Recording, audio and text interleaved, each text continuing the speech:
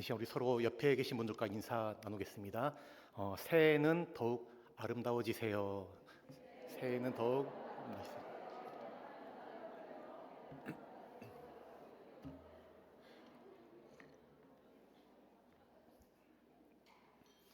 지금도 충분히 아름다우시고 멋지신데 올 새해는 더욱더 우리 신앙과 또 인격과 우리 모든 삶이 주님 안에서 아름다워지는 또 멋있어지는 그런 한 해가 되기를 간절히 소망합니다. 그 광양의 망덕포구에 가면 이 정병욱 가옥이 있습니다. 광양에 사시는 분들이라 잘 아실 텐데요. 제가 광양에 온 지 이제 1년이 되었는데 얼마 전에 우연히 아내와 함께 여기에 잠시 방문한 적이 있습니다. 그런데 1925년에 이제 건립된 이 점포형 주택, 그러니까 예전에 그 양조장과 주택을 겸용한 그런 구조의 건물로 되어 있었는데요. 국문학자 정병욱 선생과 그의 가족들이 살았던 곳입니다. 근데 이곳이 이 문화사적으로 의미가 있는 것이 윤동주 시인의 유고가 이곳에 보존됐다가 이제 세상에 반출되어 알려졌기 때문에 그렇습니다. 정병욱 선생은 경남 남해에서 태어나서 이 연희 전문학교에서 윤동주와 선후배 관계로 연을 맺게 됩니다. 사진을 보여주시면 윤동주와 이 정병욱 선생의 모습이 나오는데 이 왼쪽에 있는 분이 윤동주 선생님, 그리고 오른쪽에 있는 분이 정병욱 선생님이시죠.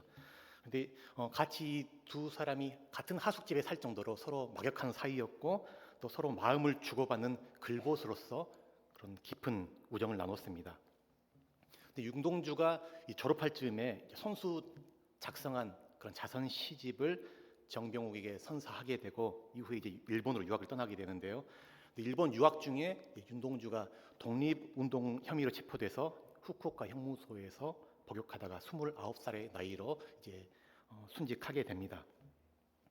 정병욱 역시도 이제 일제 강제 징집되는데 일본의 눈을 피해서 광양에 있는 어머니에게 이 윤동주 시집 원고를 맡기면서 내가 죽고 돌아오지 않더라도 조국이 독립되거든 이것을 세상에 알리도록 해달라고 유언 아닌 유언을 남기고 떠나게 되죠. 다행히 광복 이후에 이제 정병욱은 구사일생으로 귀환하게 되고 이제 그의 어머니는 도자기로 겹겹이 싸서 마루 밑에 깊숙이 숨겨뒀던 윤동주의 시고를 그에게 내주면서 기뻐합니다.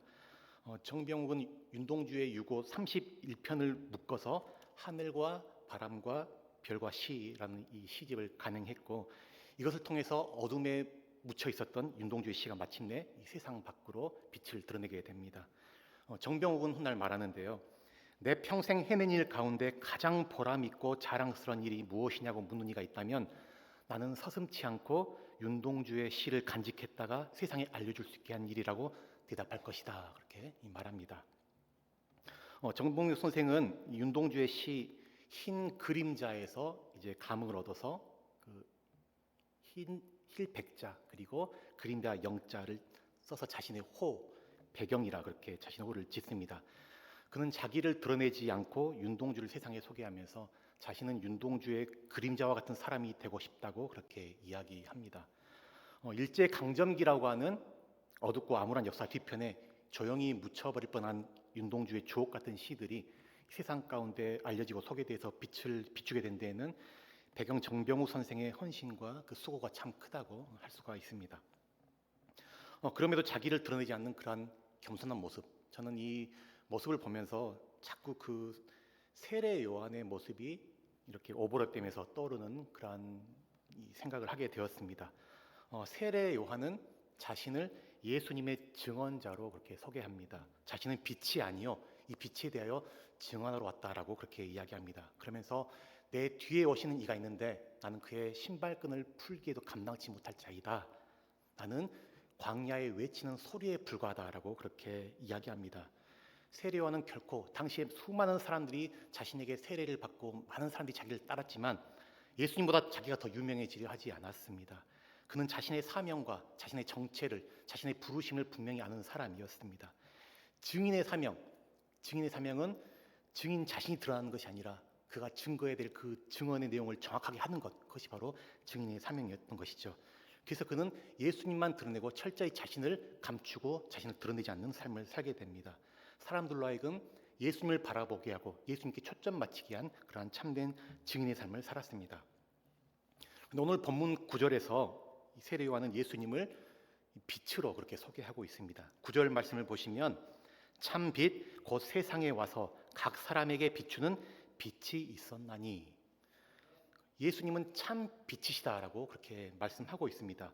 세상에 수많은 빛들이 있지만 그 모든 빛들은 참 빛이 아니고 이 참 빛에 대한 그림자, 조각에 불과할 뿐 예수님만이 참 빛이라고 그렇게 이야기하고 있습니다. 근데 여러분, 빛의 특성이 무엇인가요? 이 빛은 어둠을 몰아냅니다. 아무리 어두컴컴한 곳이 있다 할지라도 빛이 들어오면 그것은 밝아지게 되고 또 가려지고 감춰진 모든 사물이 드러나고 만물을 분별하게 되는 것이죠. 또 빛은 따뜻함을 줍니다. 차갑고 냉랭한 곳에 빛이 들어오면 따뜻한 온기가 돌게 되고 또 생명이 움트고 돋아나게 되는 것이죠.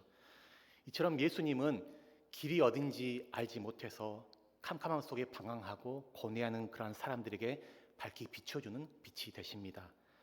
주님은 냉랭하게 마음이 식어버리고 영혼이 삭막해진 사람들에게 따뜻한 사랑의 빛으로 찾아와서 그 마음을 녹여주시고 부드럽게 만지시는 회복의 빛이 되어주십니다.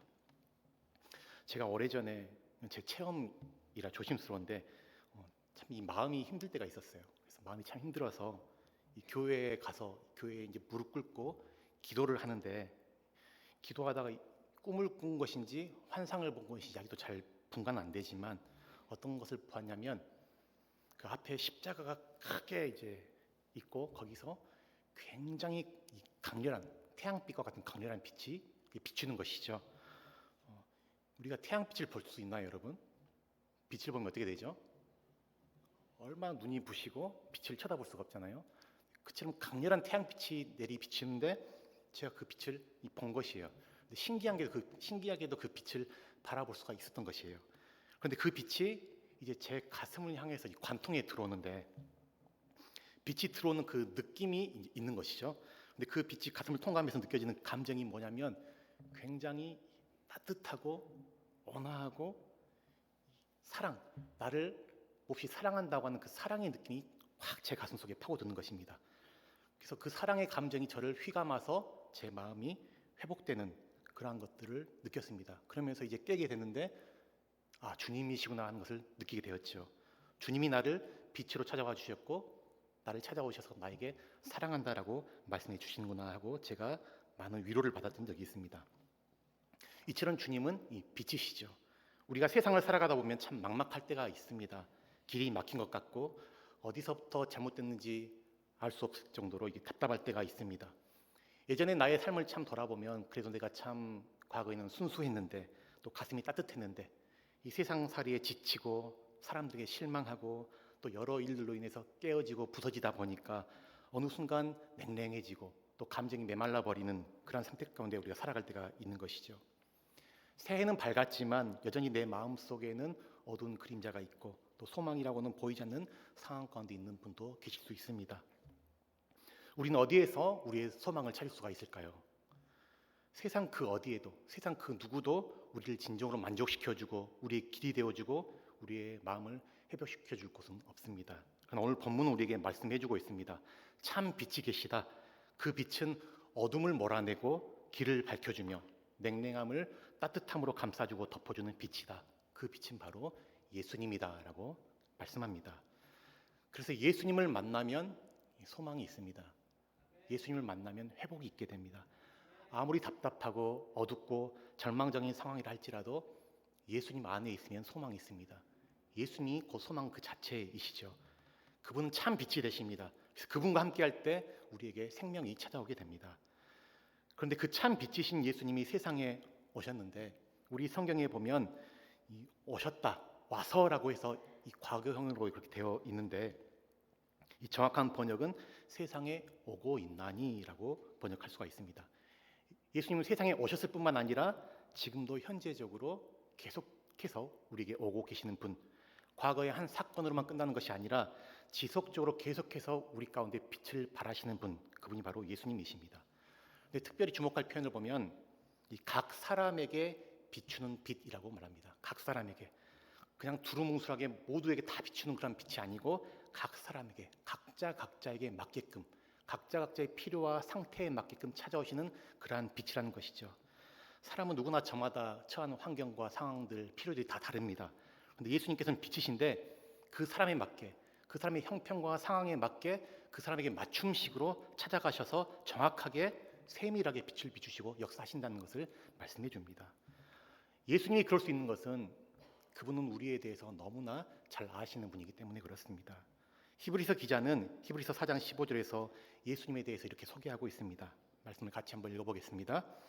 우리에게 있는 대제사장은 우리의 연약함을 동정하지 못하실 리가 아니요 모든 일에 우리와 똑같이 시험을 받으신 이로되 죄는 없으시니라. 아멘.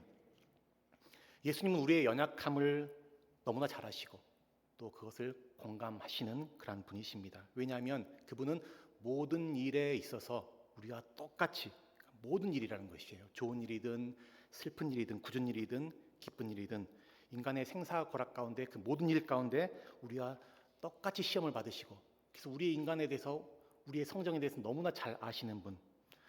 예수님은 하나님이시지만 하나님의 영광을 취하지 아니하시고 하나님의 지위를 버리고 이 땅 가운데 사람으로 오셨습니다. 그래서 그분은 이 땅을 사시면서 사람이 당하는 모든 고난, 고통, 수치, 시험 모든 걸 다 감당하셨습니다. 그렇기 때문에 누구보다도 우리의 연약함을 실제적으로 아시고 우리의 필요, 결핍, 고통 그 모든 것들을 누구보다 잘 아시는 분, 그분이 우리의 도움이 되시고 우리의 힘이 되신다고 이야기해주고 계시죠. 그분이 우리 삶 가운데 찾아오셔서 우리를 비춰주시니 주님의 그 빛은 우리에게 큰 위로가 되고 생명이 되는 것입니다. 오늘 10절, 11절을 보니까 이 세상이 그를 알지 못하였고 자기 백성이 영접하지 않았다라고 그렇게 말하고 있습니다. 예수님은 세상을 창조하신 그 창조주 그리고 세상을 사랑하시고 친히 이 세상에 오셔서 세상을 구원하러 오셨지만 세상은 자기 주인이 누구인지 알지 못하고 그분을 영접하지 않습니다. 창세기에 보게 되면 하나님께서 세상을 창조하시는데 6일 동안 세상을 창조하십니다. 하나님 그 창조하신 세상을 보시고 하나님이 심히 좋았다, 심히 기뻐하시는 그 하나님의 모습을 보게 됩니다. 그리고 그 창조의 마지막 날에 하나님은 당신의 형상을 따라서 이 사람을 지으시죠. 그리고는 그 사람을 지으시고 얼마나 많은 이 복을 주시는지 그들에게 복을 주시며 생육하고 번성하라, 땅에 충만하라, 이 충만이라는 말을 쓰고 있어요. 그리고 땅에 있는 모든 것을 다스려라라고 그렇게 복을 주십니다. 생육하고 번성하고 충만하고 모든 것을 다스리는 이 왕권, 통치권을 사람에게 주십니다. 하나님은 세상의 모든 것을 다 관할하고 다스리는 그 하나님의 통치권을 사람에게 위임해 주셨지만 그러나 단 하나 사람이 절대 잊지 말고 기억해야 할 것이 있는데 그것은 바로 사람이 하나님의 피조물이라는 사실. 모든 걸 내가 군림하고 다스리고 통치한다 할지라도 내 위에 하나님이 계시고 나는 하나님의 피조물이고 그분을 경외하고 그분을 예배해야 될 그런 존재라는 사실을 잊지 않게 하기 위해서 하나의 제약을 두시는데 그것이 바로 이 선악과입니다. 하나님은 너희가 선악과를 먹는 날에는 반드시 죽을 것이라고 경고하셨습니다. 그러나 안타깝게도 이 아담과 하와는 어땠습니까? 하나님이 금하신 그 열매를 따먹고 맙니다. 뱀이 하와를 깨는데 사실은 뱀이 하와를 깨었지만 인간 안에 전혀 없는 마음이 아니고 그들 마음 속에 있는 그 탐욕, 욕망이 자리하고 있는 것을 간교한 뱀이 그것을 알고 그것을 건드린 것이죠. 그러면서 하나님의 성품에 대해서 의심을 품게 만듭니다. 하나님이 좋은 분이라고, 근데 하나님이 왜 선악과를 먹지 못하게 하지? 왜 그것을 너에게 주지 않았지? 그것이 뭐 그렇게 대단한 일이라고, 너희가 그것을 원하잖아. 하나님이 정말 좋은 분이라면 너희가 원하는 그것을 줘야 되는 건 아니야? 그런데 너희는 하나님이 선하다고 그것을 믿고 있어? 내 말을 들어라. 내가 장담하건대 선악과를 먹어도 절대 죽지 않아. 오히려 너희가 하나님과 같이 될 수가 있어. 너희 스스로 너희 삶의 주인 되어서 너가 하고 싶은 것 마음대로 하면서 살 수가 있어. 진짜야 라고 그렇게 속삭이는 것이죠. 피조물이 자기 위치를 버리고 스스로 하나님과 같이 되고자 하는 것, 자기 위치를 이탈하고 하나님의 위치에 오르려고 하는 것, 그것이 바로 이 반역이고 그것이 바로 타락입니다. 그것이 바로 이 선악과 사건의 본질이라 할 수가 있는 것이죠. 선악과 사건이 우리에게 주는 분명한 교훈은 하나님 안에 거하는 것이 선이고 하나님 밖으로 하나님을 떠나 사는 것이 바로 악이라는 그 사실을 분명하게 우리에게 말해주고 있습니다. 그러나 타락한 인간은, 어둠 가운데 눈이 가려진 그 인간은 자신이 하나님을 향해서 죽은 자라는 사실을 알지 못하고 하나님을 거절하고 배격합니다. 하나님이 어디 있냐고, 하나님을 없다고 그렇게 여기는 것이죠. 그러나 하나님께서는 그러한 인간들을 불쌍히 여기시고 사랑하셔서 그들을 멸망당하지 않고 구원하기 위해서 독생자 예수님을 보내시지만, 그러나 세상이 그를 영접하지 않습니다. 그러나 오늘 12절에서는 말씀하고 있습니다.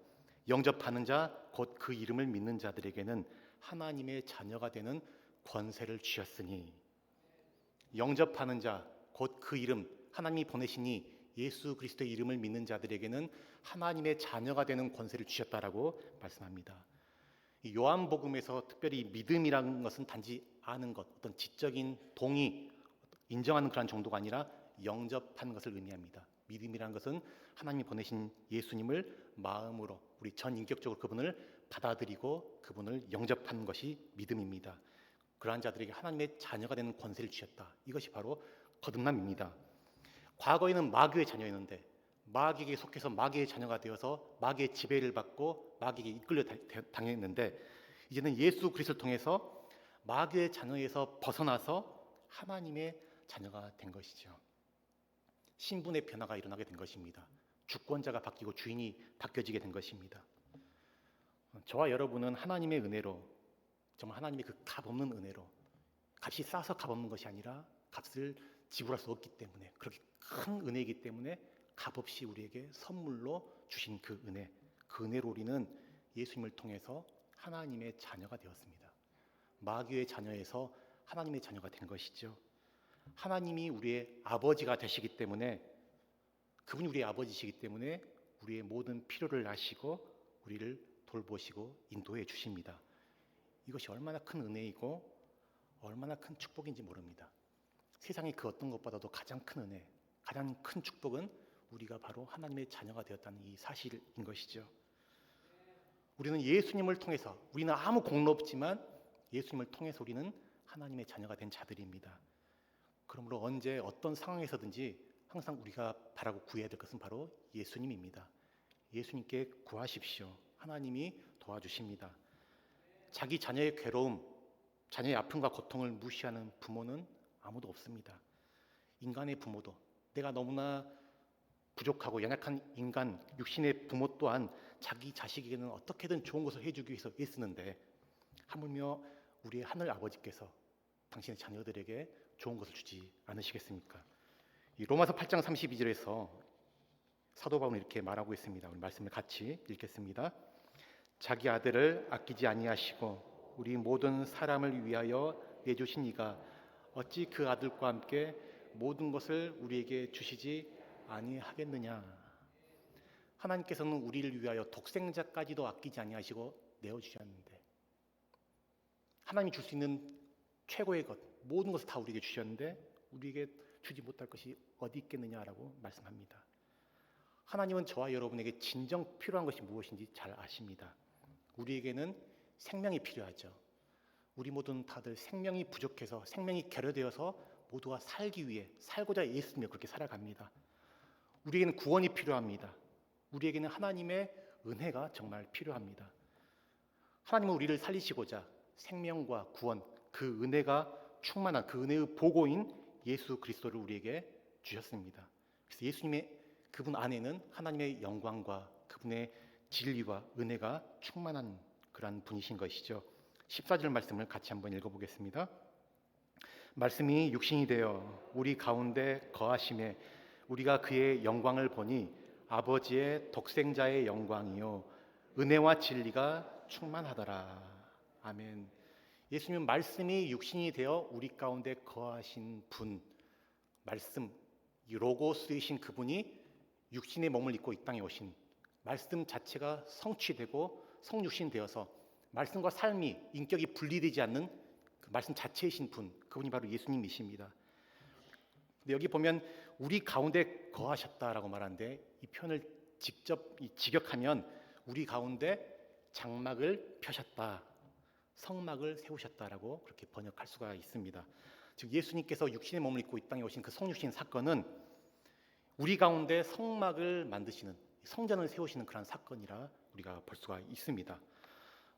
구약의 성막 안에서 하나님의 영광, 은혜, 진리가 충만했던 그 성막이 이제는 예수님 안에서 성취되게 됩니다. 특별히 은혜와 진리가 충만했다라고 하는데 이 은혜와 진리, 이것은 성막과 관련된 용어로 볼 수가 있습니다. 진리라는 것은 이 성막의 그 지성소 안에 보면 이 두 돌판, 언약궤 안에 있는 두 돌판이 있는데 그것이 바로 하나님의 율법, 진리이죠. 또 은혜는 언약궤의 덮개인 이 시은좌, 속죄소이죠. 가장 깊은 지성소에서 하나님의 용서가 이루어지는 그 은혜의 장소, 그것이 바로 시은좌입니다. 이렇게 진리와 은혜가 충만했다는 것, 예수님 안에서 충만이라는 것, 완성되고 성취되었다는 것을 지금 요한은 말하고 있습니다.